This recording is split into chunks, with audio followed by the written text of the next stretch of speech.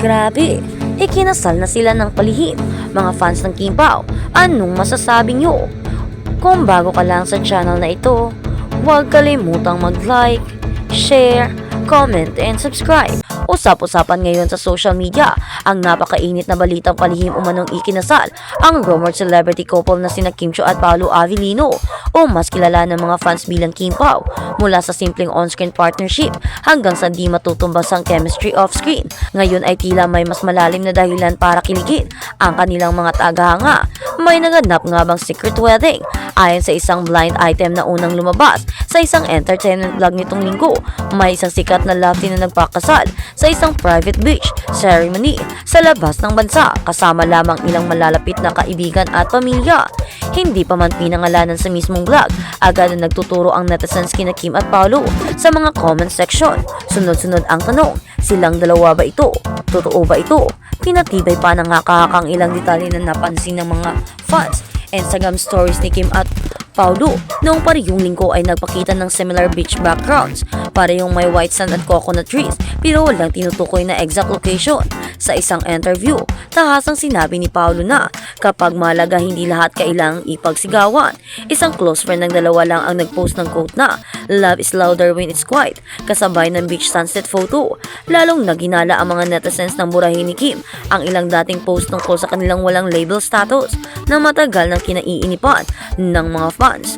Reaksyon ng Kim Pao Nation, kaliwat ka ng mga emosyon ng fans ang may shock, may kilig, may pagka-curious at syempre may speculation overload. Kim Pao forever kung totoo man tuwa. Grabe Kim Pao, secret wedding deserve nyo ang privacy pero sana may pa-reveal din soon. Shit Paolo, Kim look genuinely happy lately. Iba yung glow niya. If she's married, good for her. Finally, peace and love. Hashtag Kim Pao Diaries. Grabe kayo. Mami na kayo please. Kami lang di invited pero okay lang. Basta happy kayo. Nag-trending agad ang hashtag na hashtag Kim Pao Secret Wedding, hashtag Kim Chiu Paolo Avellino at hashtag Kim Finally. Kim Pao sa X or Twitter noon na umabot ng mahigit 150,000 mentions sa loob lamang ng 24 oras. Tahimik pero sweet. Bakit mas gusto nila ng Loki?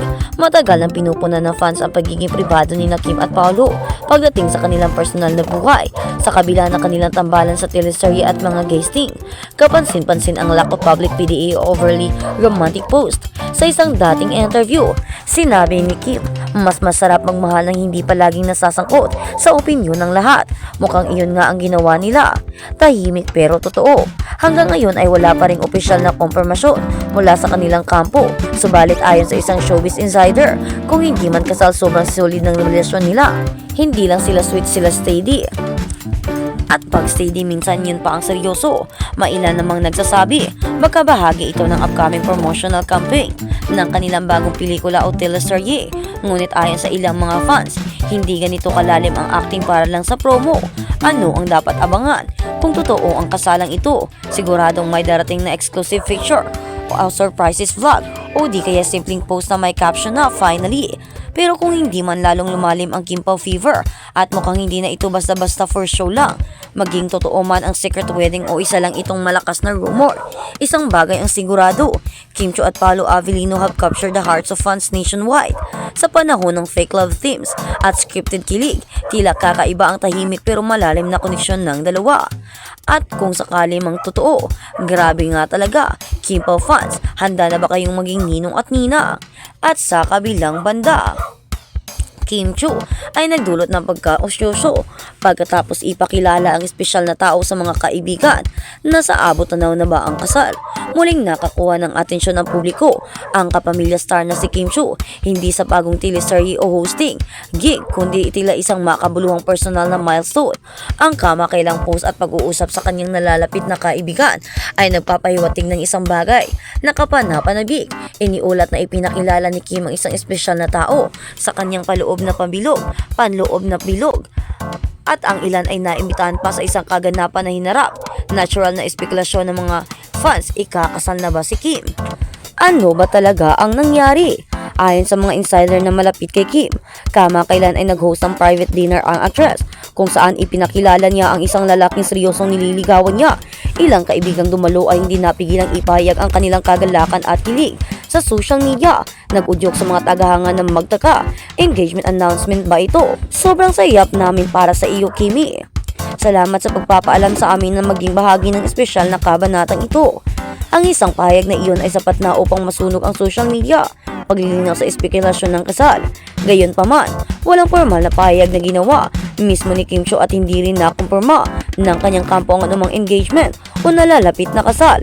It's worth noting that the actress has always been private when it comes to serious relationship, despite her very public breakup with actor Sian Lim in the past.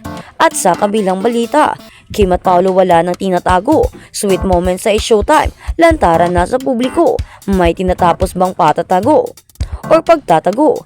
Kim at Paolo wala nang tinatago. Naglalagablab ang usap-usapan online sa bawat kilig moment na nasaksihan sa noontime show na Showtime.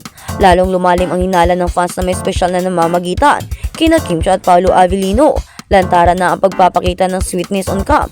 Pero ito nga ba ay kumpirmasyon ng matagal ng chismis o isa lang sa mga pakulo ng kanilang team up? Ngunit para sa mga masugid na taga-subaybay, parang may tunay na damdamin ang nakakakita namin. Ang tambalang Kim Paolo ay unang napanood sa serye nilang na agad naging hit sa mga manunood dahil sa chemistry nilang dalawa. Simula noon hindi na nawala sa radar ng publiko ang kanilang samahan at ngayon tila mas naging bukas pa ito sa harap ng kamera sa Showtime kung saan guest host si Paolo nitong mga nakaraang linggo. Mapapansin ng audience ang frequent eye contact ni Kim at Paolo, malalambing na biro sa live telecast, mga papyaw na inside jokes na tila sila lang ang nakakaintindi, pisil sa braso, tapik sa balikat, at minsan pa ay tila hand holding or holding hand. Ang mga ito ay bagamat simple ay agad na kiniliti ang mga netizens na sanay sa mga clone ng real-to-real love stories. Viral ang isang TikTok video kung saan matapos ang isang segment na huling tila hinawakan ni Paolo ang lower back ni Kim habang pababa sila ng stage. Dagdag pa rito ang behind the scenes photos kung saan tila mas relax at mas at home sila sa isa't isa, lalo na kapag hindi sila aware na naka-on ang camera. Reaksyon ng fans or netizens, hindi na ito acting. Narito ang ilan sa mga komento sa social media. Yung tinginan nila, hindi na scripted. Sana sila na nga. Si Paolo iba yung ngiti tuwing si Kim ang kaharap. Grabe naman ramdam namin. Galing sa breakup si Kim, baka si Paolo na ang destiny. Marami ang nagpapahayag ng suporta, lalo't galing sa breakup kay Sian Lim matapos ang isang dekadang relasyon. Maraming fans ang nagsasabing deserve ni Kim ang bagong simula at tila si Paolo ang perfect match. Hindi maikakaila na parehong may pinanggalingang matitinding relasyon sina Kim at Paolo. Si Kim gaya ng nabanggit ay matagal nang naging karelasyon si Sian Lim, habang si Paolo naman ay kilala sa pagiging private pagdating sa kanyang dating buhay pag-ibig, kabilang na ang pagiging ama sa kanyang anak na si Aki. Ngunit